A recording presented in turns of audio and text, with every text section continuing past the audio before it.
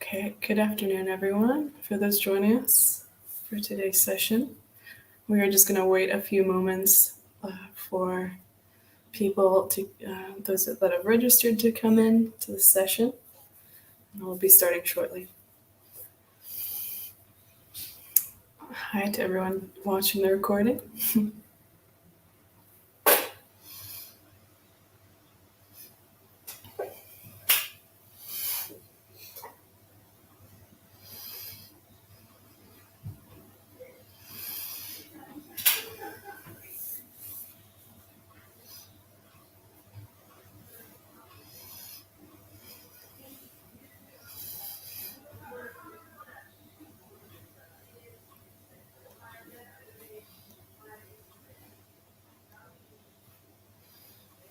Hi, welcome to those joining us.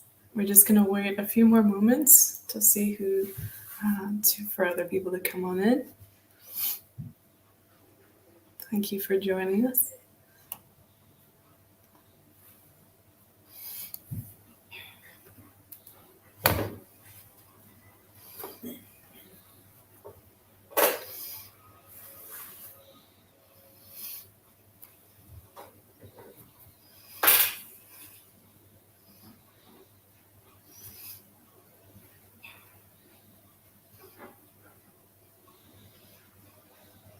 Okay, so I see a few people have rolled in. What we'll do is we'll start the session now, and people can join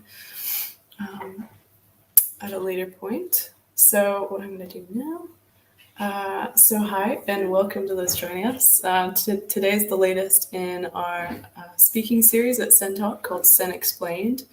So through this project, we form partnerships with professionals, lay people, and everyone in between to discuss themes on special educational needs and neurodiversity. And our endeavor is to kind of move the conversation forward to foster more understanding, empathy, inclusive practices, and the like. So if you aren't familiar with our work at SEN Talk, we are a nonprofit organization based in South London. Our mission is to improve social and emotional outcomes and promote inclusion for children and young people with special educational needs and their families. So today we're delighted to have Paul Isaacs with us again to discuss the fruit salad analogy for understanding autism. So following Paul's talk, there'll be a question and answer session for about 10 to 15 minutes, as long as needed.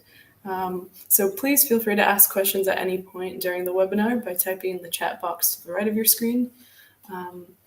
A recording of the webinar will be made available to watch on demand here on YouTube immediately after the live session ends today, so using the same link.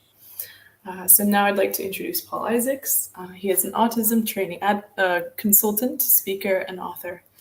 Paul has released and published 5 books on the subject of autism, published by Chipmunka Publishing, and has contributed to other books as well.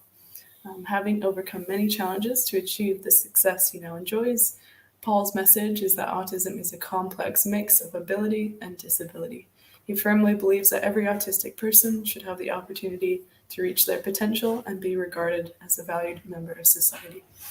So with that, I'm going to turn it over to you, Paul. Thanks so much for being here and welcome. Thank you. Thank you for that introduction.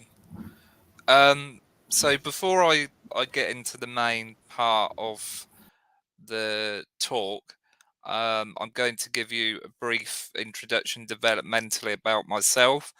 And this is from a personal perspective. I'm not trying to say that all people with autism have this trajectory. In fact, that is the very nature of the talk today, in terms of looking at it as a fruit salad, looking at the diversity and the multifaceted nature of autism.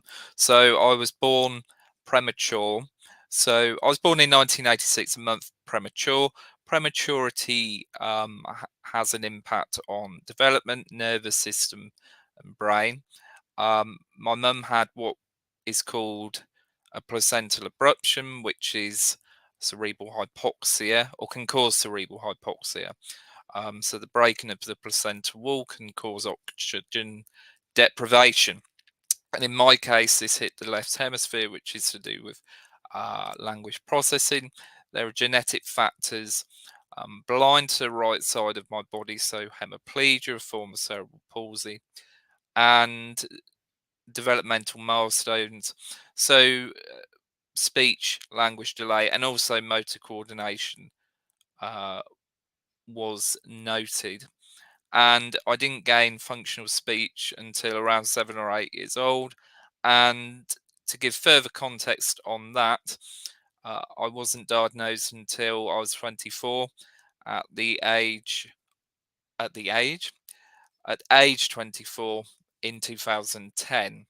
So I'm 36 now. So through education, so early years, primary, secondary, I didn't have any additional assistance or recognition.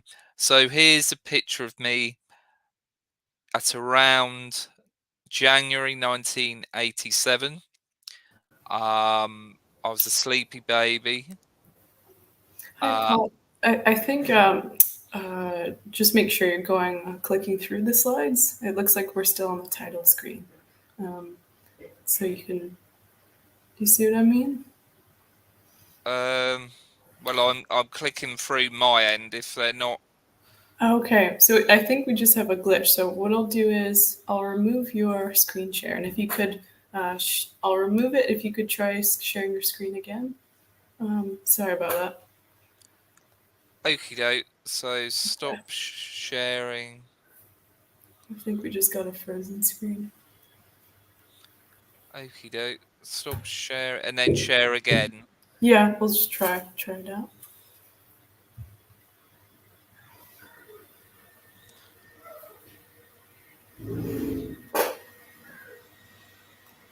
Okay.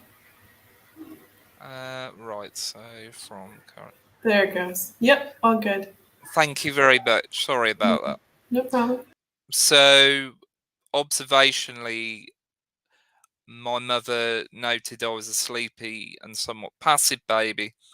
That was partly to do with prematurity, traumatic birth, etc. And then the notable signs afterwards came about as the months went on. So that just gives you a brief idea of me and my early development. The ethos that I tend to employ in my work in general is that there should be no single representation in the autism world. On reflection, if you think about if someone got on stage and spoke about having non-autistic syndrome and made the assumption that everyone with this syndrome is the same, we'd be in big trouble. This does apply to autism as well. It isn't one condition, and there are profile differences between autism and Asperger's syndrome, and all autism fruit salads are different. That is how diverse autism is. So again, this ethos, this sense that autism is not a linear thing, but a multifaceted, three-dimensional thing with many different components that are specific to the person. So this is a breakdown of the fruit salad analogy. So I'm going to start off very briefly and very simply going through the different pieces. So the middle part, or the top middle part, is information processing. So that's to do with biology and neurology. So you can have sleep deprivation and sleep disorders with autism, attention deficits, learning disabilities. Then you can go into things like agnosias and perception, so sensory perception, apraxias and movement, aphasias and language. Then you get into other aspects such as gut, immune and metabolic challenges, collagen disorders, Ehlers-Danlos syndrome, seizure disorders, and potential mild brain injury. So what these things are on their own not autism. What autism is a stacking of pre-existing conditions in neurology and or biology.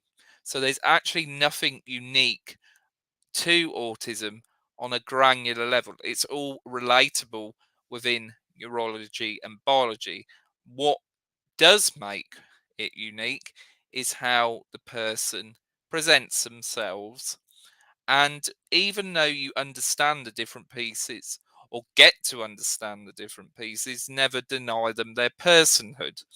They're a three-dimensional person, they're a human being. So whatever challenges they have, you have to weigh up between healthily acknowledging the challenge, but also healthily acknowledging their personhood and their humanity as well. So we go on to the psychiatric comorbids, such as mood disorders, anxiety disorders, and OCD, obsessive compulsive disorder, has around a 30% overlap with autism. But you can get other things such as generalized anxiety disorder, social phobia and social anxiety, etc. You can get psychosis and a breakdown of reality. You can have impulse control challenges, which affect the person's ability to regulate or self-regulate. You can also look at mood challenges and the extension of that of emotional dysregulation, which has about a 60% overlap with autism. Then you can have attachment disorders. Now, just a caveat of information there, that is what they used to think autism was. It isn't, but you can have both, which of course makes it more complicated. And the generalistic sort of overview of an attachment disorder is a caregiver who doesn't bond with their child in the first half year of life, which then has an effect on information processing, the development of the amygdala, learning difficulties, etc. Dissociative disorders. It depends where the dissociation is coming from. For me, it was to do with being meaning deaf and not actually consciously filtering language. So I would dissociate depersonalization and derealization as a coping mechanism. So we have to kind of break down, particularly the psychiatric co-conditions. 70% of people on the spectrum have mental health conditions for varying different reasons: environment, genetics, um, things that are out sometimes or a lot of the time out of the person's control, or it's to do with being misunderstood, etc. It can be many different things. Then we go on to environment. So what if the person has Sorry, Paul. It looks like the slides are frozen again. So, would you be okay if we just took the slides off and if you reference them? um well, this slide hasn't moved, so I'm just talking through it. So there's no, I haven't Oh, okay. changed any of Okay. the Sorry. stuff. I thought you were going for. So we're currently on slide 3. Yeah, I'm going No? through all the different pieces within the one slide. Okay. Sorry. I just wanted to make sure we were No, on. no, no, that's fine. Yeah, Okay. no, Sorry. Sorry. no, no, that's absolutely fine. Um, So the environmental factors, so this is on the bottom left. You can have dietary disabilities, so these could be food intolerances, these could be food sensitivities, these could be anaphylactic or allergic reactions to food, and different problems with vitamin malabsorption, etc., which can have an effect on the person's functioning. Mourning the child, particularly chronically mourning the child, codependency can develop, a shaky sense of identity, or the fact that the identity is living through another person, which can lead to what is called learned helplessness. And this shouldn't necessarily be met with judgment. It probably is in certain environments where the parents are so fearful of the world out there for their child that they um, inadvertently make them and create them more disabled than they actually are. Hence the word learned helplessness. Isolation and alienation can have a great impact on someone's development, particularly in early years. Presuming incompetence can also have an impact on someone's idea of themselves, their self esteem.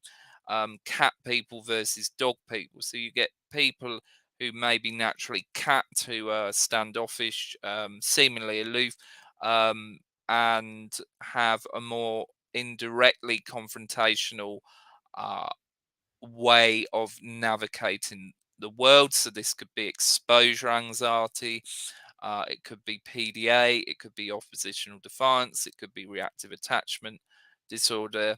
It depends what moniker and what name is given, but in all those cases, despite the different trajectories, it's the nervous system being ramped up in some way, making the world, the very directly confrontational world, difficult to manage. And then you get dog people who are the opposite, where their nervous system has a deeper baseline, so they can take in more information. The final one is eating toothpaste. People may laugh at this, and I can understand why it seems quite random, but if people are pica or guzzling, copious amounts of fluoride, in particular fluoride toothpaste, it can strip the lining of the bowel, it can strip the lining of the gut, causing all sorts of gastrointestinal problems, ulcers, bleeding, etc. And fluoride toxicity is very dangerous because it breaks the blood-brain barrier. So that is the reason that is up there. Identity and personality. So development of one's personality starts very early, and there can be genetic and hereditary factors. All human beings have up to 4 to 6 personality types.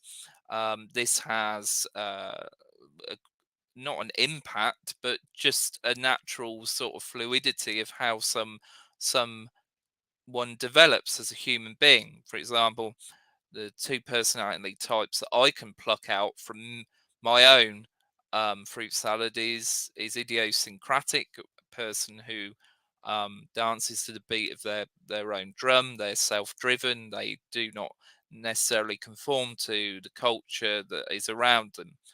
I'm solitary by nature, so a solitary personality can be very at times asocial. So my social bucket isn't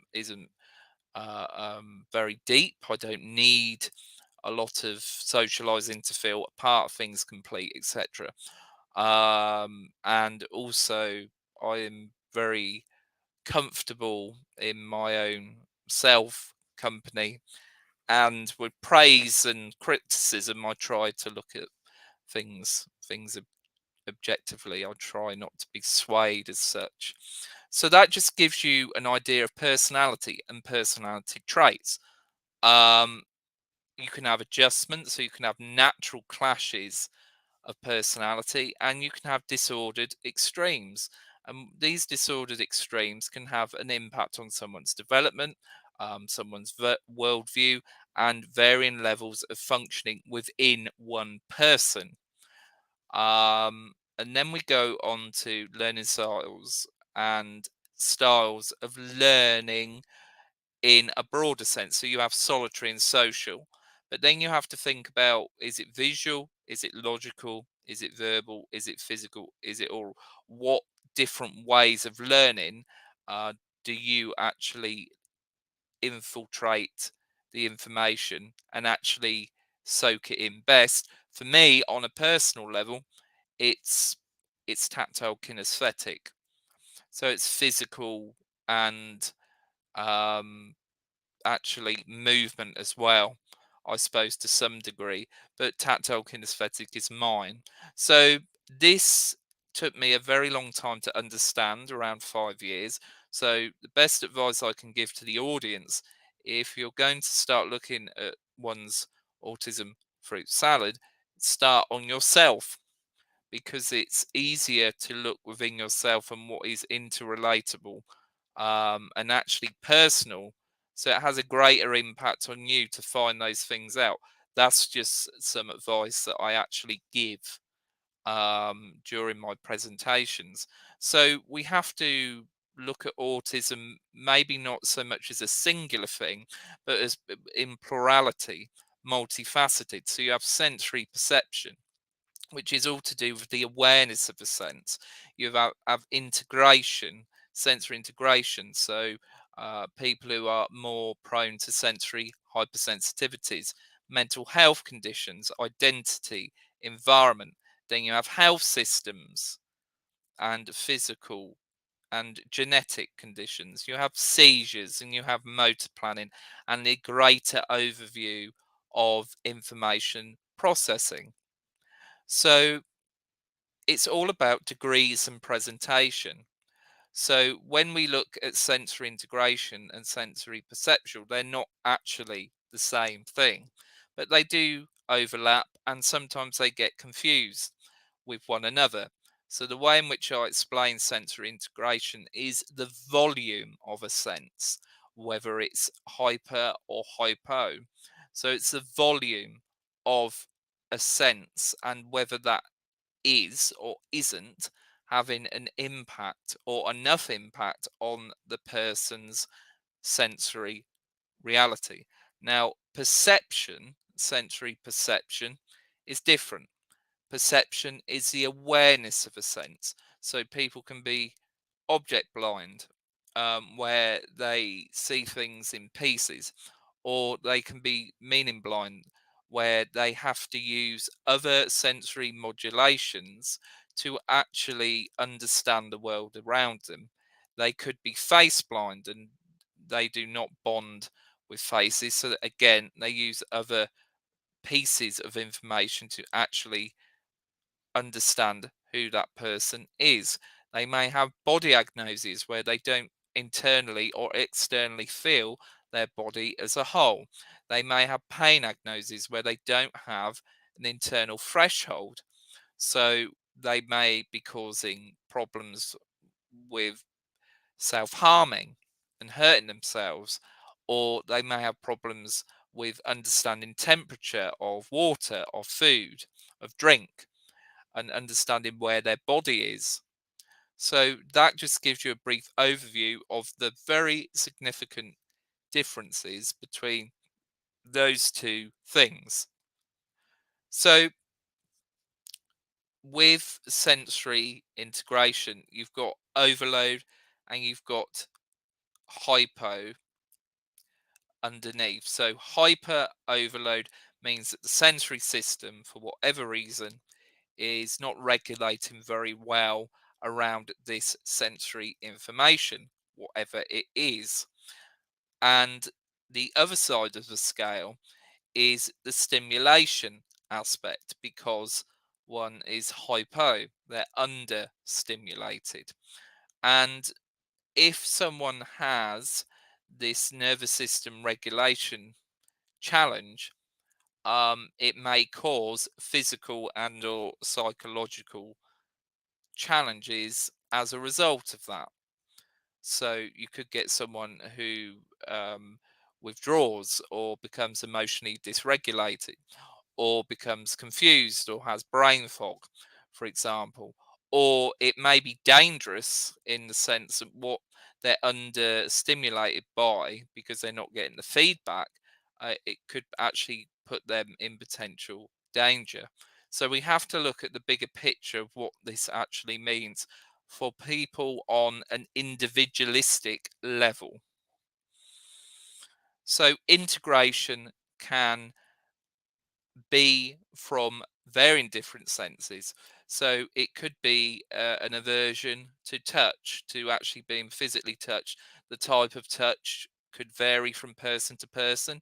It could also be amplified by psychosomatic conditions, so somasensory amplification.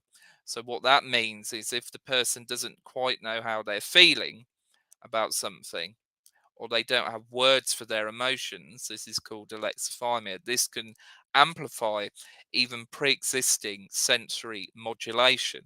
So touch could be one thing. Taste could be one of the many reasons why some people on the autism spectrum have restricted diets. There can be other reasons as well, such as food neophobia. So that is a fear of new foods, which could correlate with core beliefs and how one is introduced to food. Movement, so integration of movement, so pressure of the body around the physical space that they are in. Balance, so whether the person has a dual diagnosis of something, let's say like dyspraxia or apraxia of movement, that could correlate. Smell, so with smell and with vision and with sound, although sensory modulation varies, and also the person could have damage to their sensory organs, but that's an aside, although a very important caveat. So smell also can have an impact because it's pervasive, and sound could potentially be pervasive too. So when we go on to sound, is it a sensory hypersensitivity, or is it something else running along with it, such as a language processing disorder, or the fact that they are tone deaf? You've got to kind of work out what's actually happening. There could be more ingredients in the fruit salad bowl, or there could be less. Vision, so you can get sensory hypersensitivities to vision, so they may need to wear tinted lenses. They may have a low tolerance for being around certain colors. So color is frequency. Certain light being a color is a certain frequency. So it's working out where these challenges are coming from. Now we're going on to sensory perception. And this is a quote from Donna Williams, who had fragmented vision. She says, "I'd always known that the world was fragmented. My mother was a smell, my father was a tone, and my older brother was something which was moving about." So that gives you an idea of her sensory perceptual world. And I'm going to go on to visual perception. And visual perception is about a world where things do not correlate visually. So this image here is a face. It's my face, but it's in pieces. It's scattered about. It doesn't correlate. It doesn't sit still. Um, and this goes on to this word, agnosia. So what does this word mean? So it's an inability to process sensory information. Often there is a loss of ability to recognize objects, persons, sounds, shapes, or smells, while the specific sense is not defective, nor is there any significant memory loss. So that is the definition of what agnosia is. So when we look at visual perceptual challenges in autism, the first one, prosopagnosia, has a 30% overlap with autism. The way in which I used to recognize my mother was her hair, and it wasn't that I saw her. It was to do with the texture of my hair, and with my father, it would be face. Um, so that was the linchpins to understanding who they were. For other people, it could be shoes, familiar pieces of clothing such as glasses or earrings, haircut. Uh, it's other ways of modulation and actually bonding with someone other than their face. As I've got older, I recognize people by the patterns of movement and voice. So multagnosia is the inability to see visually the bigger picture. So the person in question could only piece a room together piece by piece. So, for example, when I was young and I would be in the classroom, I could focus on one thing but not something else. So I could focus on the room but not the people, or focus on the people, not the room. Focus on the face, but not the body. Focus on the eyes, but not the nose. Focus on the nose, but not the eyes. Focus on the mouth, but not the nose and the eyes. Focus on the face, but not the hair. Focus on the neck, but not the head. All this thing, all these things were internally and externally discombobulated. This could be an extension of someone who has semantic agnosis, so meaning blindness. So that person because of these challenges, or an extension of, may have to use external referencing, very much like a blind person, although the sensory organs may well be intact, where they have to lick, sniff, tap, rub their surroundings. They have to externalize to internalize. Some of these children may have a condition called Amphentasia, which is no visual memory. So there's no referencing. So for these people, things like PECs and pictorial referencing and word association may not work. They may need to actually use things like objects of reference, have telegraphic gestural language as a way to bridge those gaps. You can have formagnosia, where you don't see things generalistically as a whole, and that may include your body. Now, going on to prosopagnosia, just an extension of that again. When I used to go into a bathroom or a washroom, I wasn't even aware that I was looking at myself in the mirror until I was 16, and I used to think it was a girl. So that caused um, intrigue, actually. And on some unconscious level, by bonding with me, not realizing it was me, I was trying to understand, on some level, the social emotional world. Visual verbal agnosia, so comprehension blindness. So that could be a person who struggles with reading, who struggles with books, who struggles with long pieces of written information, because the conscious and unconscious mind are not necessarily married up. So then you have to think of other ways of presenting information. It's not a one size fits all condition. So, body disconnection. So there can be many reasons why someone could be disconnected from their body. You can have people who have oral apraxia and may be presumed to be lacking intelligence wrongly. They may not have control of their mouth and speech organs. So some of these people may need help with actually having assisted or facilitated communication devices to actually get their words out. And I've got acquaintances and friends and connections who do this. And it's just a very important caveat of information to say about presuming competence. The next is pain agnosia. How do you know what pain is? It's an interesting reflective question. When I was younger, I didn't. It took me ages to understand and conceptualize, to not scald myself in the bath by mixing the taps, because I used to get into scalding hot baths. Um, Other things such as eating food too hot, having drinks that are too hot, etc. So understanding what is the person's sensory perceptual world as an extension of body disconnection. It may be that you have to put lots of milk in the tea before you give it to them. It may be that you have to wait until the food is cooled until one eats it. It may be that you have to modify certain parts of your house. I know in some residential placements they actually have a controlled thermos on the showers and baths, which I think is an excellent idea. Body agnoses. Well, body agnoses at their most acute could potentially be someone who dissociates easily.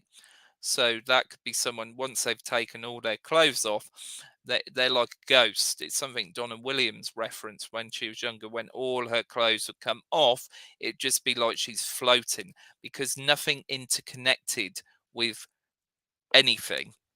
And I can remember feeling like this when I was younger, where I'd obviously have certain pressure points with my body, but these were quite vague.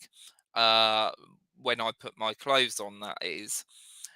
This, by extension, meant that I struggled with other areas of actually putting clothes on my body, because I wasn't aware of where the different pieces were.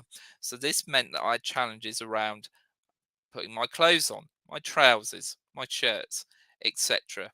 Uh, so it's understanding where the challenges lie and what you can do to empower the person as well. Hemiplegia. being disconnected to one side of the body.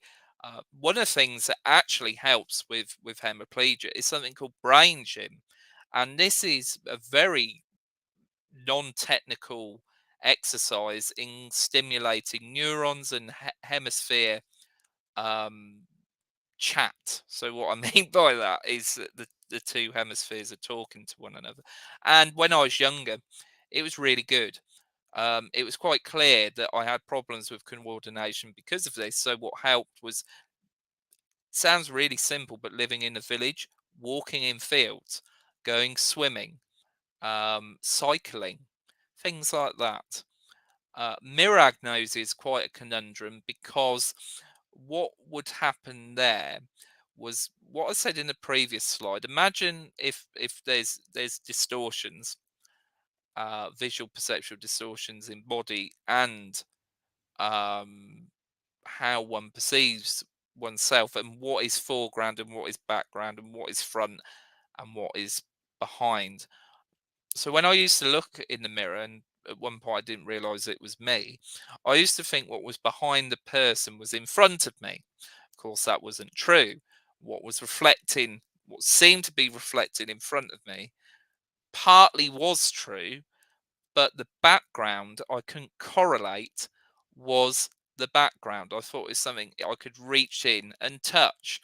As an extension of that, to do with motion blindness, when I was younger, if someone was to say throw a ball at me, I'd think the ball was getting bigger. I wouldn't necessarily correlate that the ball is moving. So it's about understanding that all these different little pieces in their own right could be a part of the person's fruit salad. That's effectively what I'm saying. So we go into mental health. So dissociation, we've got to understand why the person is dissociating. Is it because of a flooding of incoming information that is too great, too vast, too big? So the best way the person can actually escape is to dissociate. And this could come as a form of derealization, when they dissociate from the environment, depersonalization, when they dissociate from themselves, or it can get into more complex stuff like dissociative fugue and amnesia. So there's just gaps in memory, and then of course PTSD. And we have to wonder why this is happening. And is it to do with the fact that the environment isn't correct? Is it to do with the fact that the social emotional environment isn't correct? The learning environment isn't correct? Are there no reasonable accommodations for the person in question?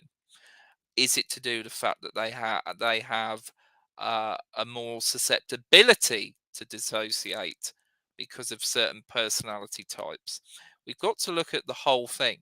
Next thing is attachment. So attachment's a huge thing. How do we attach with people, objects, places, etc.?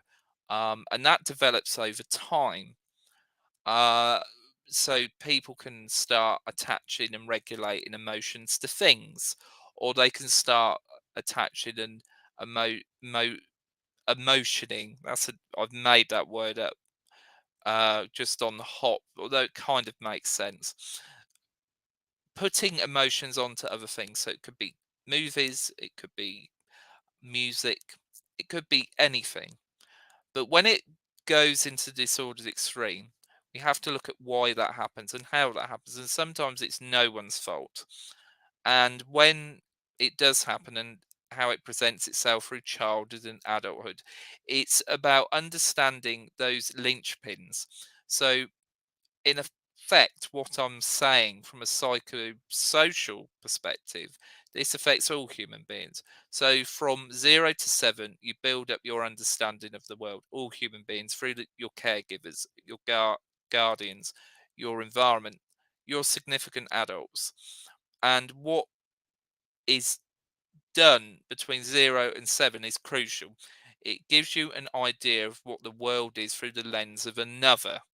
And that's how you build up all these associations and attachments, etc. Whether they connect with the inside is another matter. Maybe this is why attachment for some people gets a bit shaky. So looking at that from a psychosocial point of view, you have to look at the environment you're in. You have to reflect on the environment you came from and almost go from there. Challenges around impulse control. So this could be to do with things like skin picking, dermatomania. It could be do with hair plucking, hair cutting, scratching, etc. And this impulse control challenge around it. So it's almost like the unconscious mind is playing up for whatever reason and coming out, but the person isn't realizing it. So could this go back to core beliefs or association? It could do. I've got an example that relates to myself. Now, when I had chicken pox many years ago as an infant, I got scabs in my hair where the blisters crusted, and there'd be loads and loads of pox scabs in my head, effectively. And my mum used to pick and tease them out. Now, this had a very soothing effect on my nervous system. I'd relax, I'd almost fall asleep. So that's from childhood, and it's obviously gone into my unconscious. So now, even as an adult, I pick my hair when I'm stressed, when I'm anxious, because on an unconscious level, I remember that, how it soothed my nervous system, and then, of course, it's actually replaying in present time. So anxiety disorders. Let's stop calling that the autism. We know that human beings in general, have different challenges around anxiety. So you can have OCD, which is obsessive compulsive disorder, which is common, has a 30% overlap. Then you can have generalized anxiety disorders. You can have social phobia and social anxiety. You can have analysis paralysis. You can have a panic disorder. So it depends where it's coming from. Then we go into mood. So is there a history within your family of depression and different forms of depression? Is there a history of struggling to understand one's emotional states, which then goes into mood and then marries up with emotional regulation? So, how does someone regulate their own emotional states? Psychosis. So, psychosis is a breakdown of reality, and it can come in many different guises and forms. It can come along with other conditions, sadly. For me, I'm just going to give a personal perspective. The way in which this happened, the way in which I had psychosis temporarily for 6 months was to do with a nervous breakdown. And this was pre-diagnosis. This was around 2007, 2008. And with that, I had auditory hallucinations. So that was a very trying time for me. That certainly wasn't autism, but it ran along with it. This is what I'm trying to get people to think about, the bigger picture. When you see one person with autism, all these different potentials are there. You have to look at it head on, factually, with empathy. Um, and with that, as I said, 70% of people on the autism spectrum have mental health co-conditions. Then we look at identity. What is identity? Well, that is built up around your environment. So whether it's exclusively nature and nurture, you could say it's both. Personality types. Different personality types have different drivers. Um, so, for example, someone who is conscientious may be literal, logical, factual, and goal orientated, whereas someone who is leisurely is completely the opposite. You can get someone who has more archetypally autistic personality types, like idiosyncratic and solitary, and then you can get some that who have more non-autistic personality types, like solitary or mercurial, but they can exist nevertheless. With that, you get different frequencies of adjustment, how people temper their adjustment and their resilience depends on the personality types. Sensitivities. You can have all sorts of social and emotional sensitivities with different personality types. It doesn't just have to be exclusively the autism. And then the other key aspect here is disordered extremes. So that is when the traits, the volume turns up and then it goes into disordered extremes, which then has an impact on the person's internal functioning, which has an impact externally from other people around them on presentation, and furthermore has an impact on their life. This is very serious.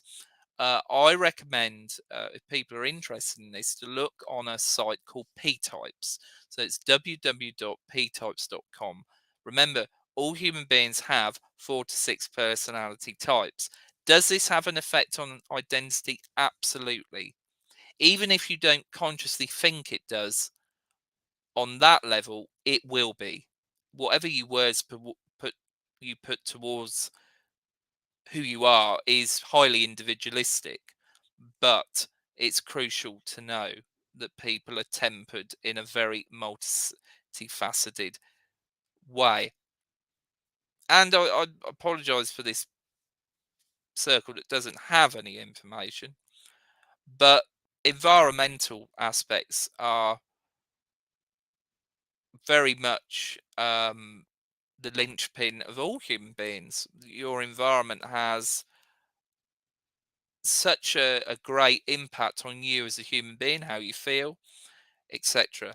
So eating toothpaste I've covered, but I'm going to expand on some of the other things. So the cat versus dog person. There are some people on the spectrum that have a condition called exposure anxiety. And exposure anxiety will have a huge impact if the person is being directly confronted. So we live in a very direct world, communication wise. So if someone's nervous system is being triggered by self being made aware of compulsive retaliation diversion responses, which could be hitting, spitting, swearing, obscenities, intellectual litanies, anything to get away from that feeling of self being made aware of. So my advice to that, I have done blogs on this, but to give you a basic overview, you actually have to reverse things. So you focus on the object, the context, not the person. You can use reverse psychology, like yes means no, no means yes. You don't intrude on a psychological or physical level your patterns onto these people that have this profile, because they'll instantly go back to retaliating diversion responses. So it's about finding ways to keep their nervous system calm. Uh, Isolation and alienation. It should be no surprise to you that they've done studies in prisoners of war who are in these awful artificial situations where they are chronically isolated and alienated. It's a form of literally mental torture. And studies have shown the chemical activity in the brain, in terms of dopamine and serotonin. Um, if someone is in that situation for just 2 minutes, serotonin and dopamine will deplete. That's an amazing, shocking thing that can happen to the human brain in a short period of time when they are in an environment or a situation where they are ostracized, alienated, or in a lonesome state. So that there's a few bits of reflection there.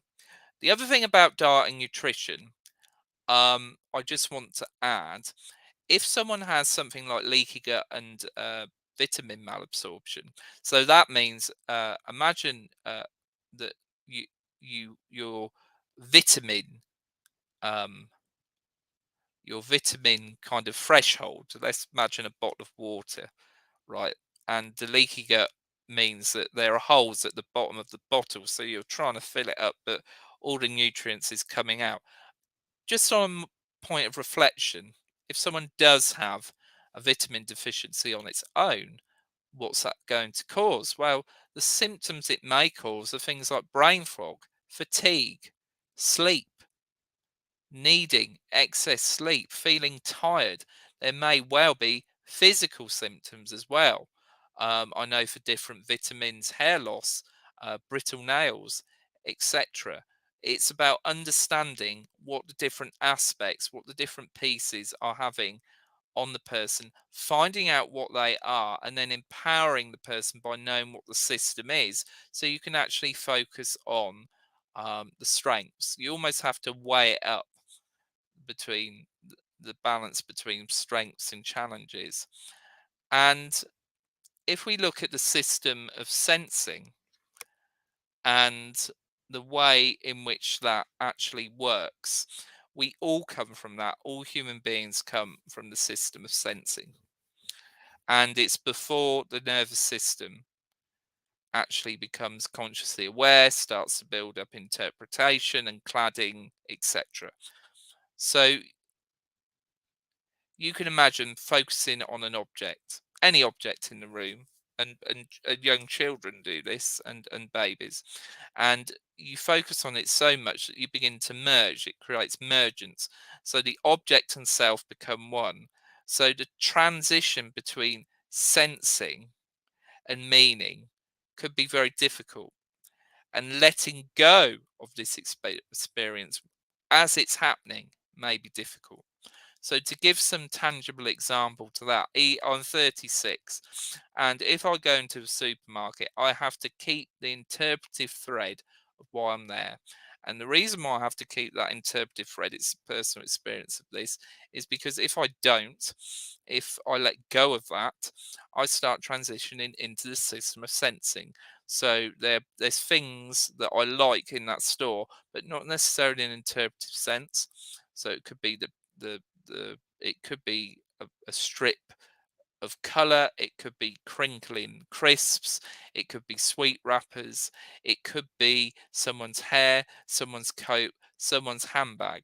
Now obviously I'm giving all those things names, but as the system of sensing comes into the fore, it's almost about just the experience of that sense, that mergence, and not only mergence with objects, but also mergence with people, merging with their trauma, merging with their emotions. Babies can do this. They can merge with the social, emotional energy of people around them. So it may be just being aware that when you're around people who are highly sensing, you cannot hide anything from them, because they're picking up on the frequencies. Because of the higher levels of information processing challenges, it's a trade-off in one way or another. So we look at the pattern, theme, and feel language, again an extension of the system of sensing. um, all these things I used to do before interpretive speech came had meaning. So if you look at the sound versus intent, be it anxiety, emotion, distress, whatever, these things had meaning.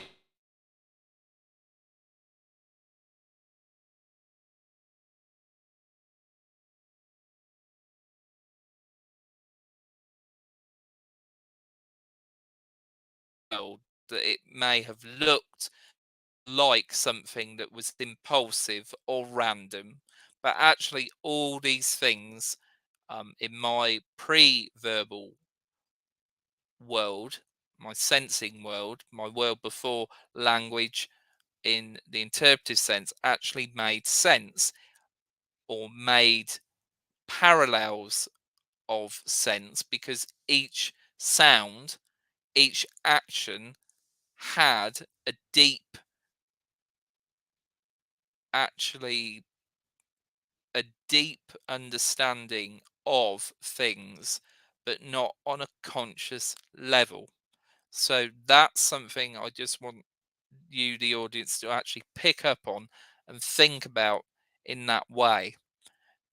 Of course, this is my experience. So, pattern, theme, and feeling is those people who may use echolalia, but it actually means something deep. So, I'm going to give a tangible example to that.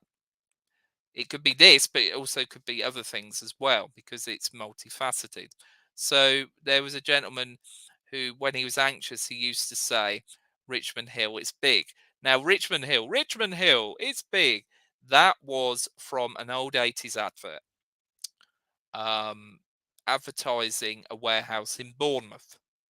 But for this young man, it was a way of communicating pattern, theme, and feeling that he felt anxious, and he made that correlation. So language sometimes isn't all what it seems. Now, with the autism and Asperger's thing, I know there's a lot of stuff about Hans Asperger which I cannot ignore. So what I'm saying about these two different systems is getting you, the audience, to think about these different systems. Maybe we should be calling one Asperger's left brain autism and more classic autism. Asperger's right brain autism and more classic autism, quote, left brain autism. On one side, you've got logical, literal folk who struggles to switch off. So being is difficult. Doing, being practical, isn't. And then on the other side, being is easy and doing is difficult. So it's actually understanding that these different systems have different information processing challenges, different presentations on either side, and then just to throw some even more confusion deliberately is you've got the astronauts who are dipping into both being and doing and the modulations that come with that. So we have to think about the brain. It's odd that when we talk about autism, we don't talk enough about the brain, but that is exactly where the dialogue should be going. And if we open this up further, the more aspic fruit salad, you've got literal but not meaning deaf, less impaired visual verbal processing. Alexithymia is common. Sensory hypersensitivities are common. Then on the other side, you've got higher levels of visual verbal processing challenges. Exposure anxiety is common. Hypertonia, oral apraxia. So as you can see, it's all these different pieces that are based in neurology and biology. And then, of course, in the middle, you've got the astronauts. So personhood and personality. So I'm coming towards the end of this. Paul is me. Personality traits and profiles are in all human beings. My likes and dislikes are not all to do with my autism, and autism is not the sum total of my being. It's not the most popular opinion, and I'm fully aware as an advocate that it isn't, but I do prefer personhood first language. The reason why that is quite simple. We are born all as human beings. That is the truth. There are 7 billion people on this planet, and I think we have to get the balance right about what autism actually is, what it isn't, getting an objective lens on it. So, actually looking at the different pieces rather than the politics of it, which I see a lot on social media, and actually, in effect, getting to the nitty gritty. So, I do remain balanced in my view of what autism is and what it means. I am neither proud nor ashamed on a personal level of autism. But people do misunderstand my language because they think somehow I see um, potentially people on the spectrum as broken versions of normal, and that's not the case at all. I'm just not militant. I don't see autism inherently as a culture, but equally I'm not a curist either. I aim for the middle, and the middle path, if you look in Buddhism, just as an aside, is about looking at things objectively, and that is what at least I try and do. So I hope you've enjoyed this speech. Um, this is just a brief slide about what I can offer, and I hope again that this has been informative. If you're interested in booking me, my email is staypuff12@yahoo.co.uk, and I'll stop sharing now and go on to the Q&A section. Thank you, Paul. It was a very thorough view, but very informative. So we have one question here in the chat. if Cassie's still on the session with us. So she was asking about, so when we look at about the variety of kind of mental health challenges and experiences within the autism community. For you, I don't know if you could speak to this. Can I guess this is her question? Do you go through traditional processes through the NHS, or do you have to go specialized to have a mental health practitioner that understands these ins and outs? From an autistic perspective, what is the best approach someone could take to better understand these mental health needs? I would say it's about someone being open-minded. So it's not even necessarily them being a specialist in a particular area. And I say that from personal experience. When my grandfather died, and it was very distressing, I went to a grief counsellor. He had no knowledge, or at least to my understanding, because I asked him, much knowledge or no knowledge at all around autism, but he understood about the visual perceptual challenges because he worked with people who had them. So actually that had a great and positive impact on the grieving process. If that is probably the only time in which that has been what I call a positive experience, and that was in 2017, when my grandfather died. However, pre-diagnosis, when I went through the mental health system between 2007 and 2008, it was a very different experience, but that was partly because I wasn't diagnosed, or largely because I wasn't diagnosed. So it's in effect actually what the fruit salad is trying to say is who actually knows what autism is, firstly in a baseline generalistic way, and then secondly, how do you implement that on a individualistic and specific level.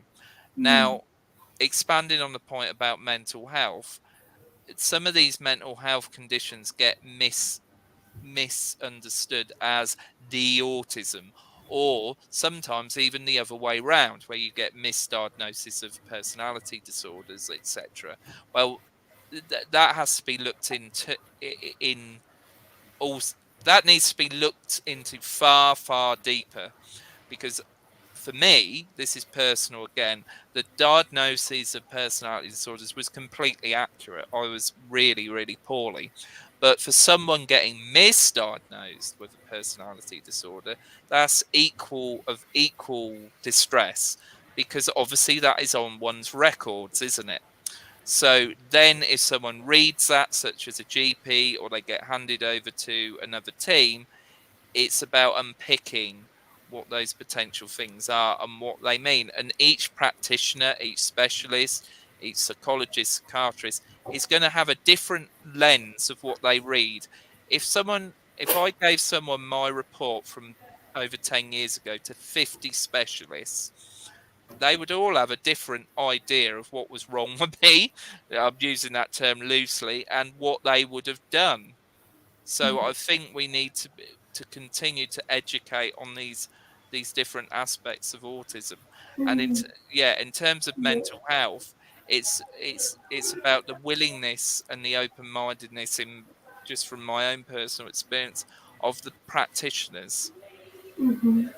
Yeah, and that last point you touched on is the intersectional aspect of all these things together. So it's saying, Yes. I know this is something we witness quite a lot as a charity, is families with children or young people with who's experiencing depression, anxiety, and so on.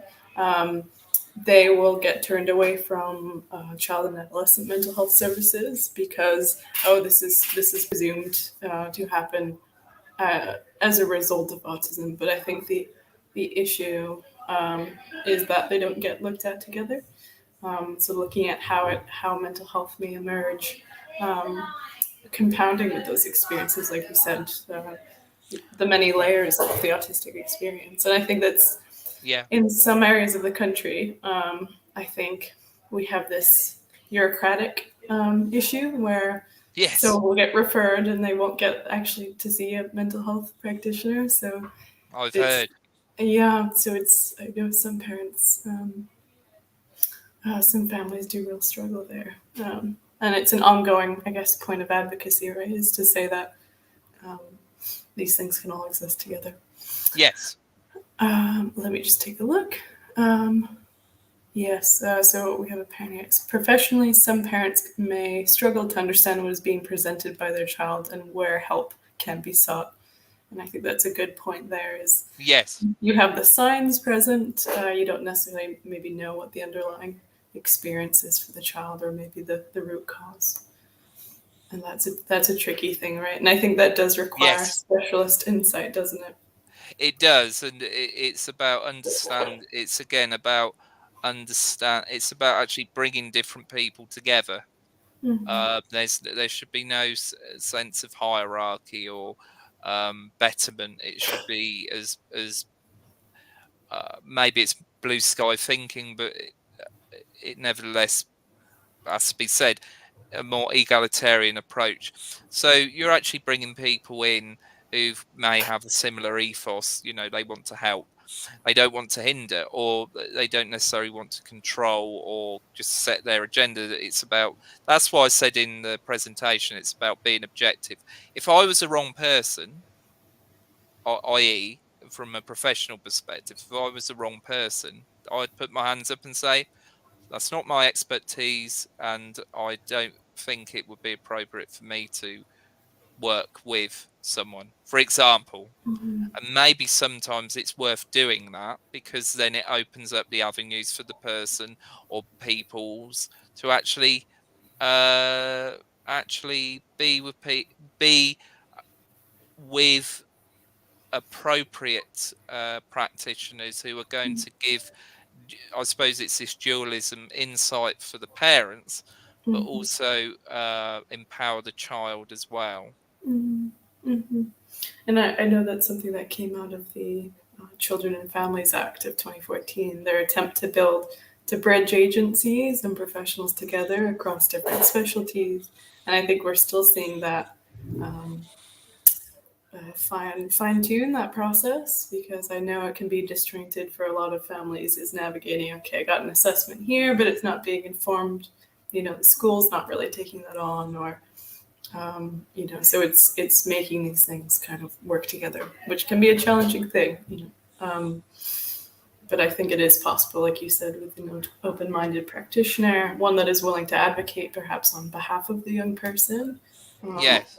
or the adult, what have you. Um, Yeah, I think it's also, it's not necessarily about degrees or your education.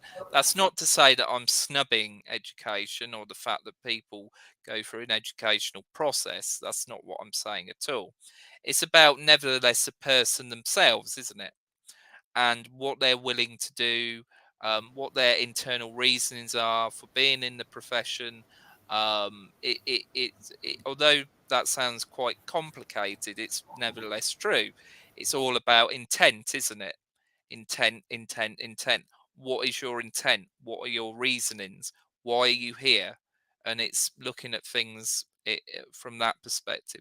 Because if one is going to look at people from a humanistic point of view, it should be everyone, even professionals. Absolutely, absolutely. So I think that's the end of our questions, at least the live questions. So what I'll do is, for those that have registered, I'll send along this recording and the copy of the slides. I know we're having some technical difficulties, but hopefully you'll be able to follow in the recording. Um, and Paul, I'll include your email for those that have registered in case they have other questions. Is that okay? Yep, that's fine. Okay. Okay, so thank you everyone for joining today's session, and thank you so much, Paul, for your time. It's very valuable. Thank you. Thank you very much. All right, take care, everyone. Bye bye. Bye.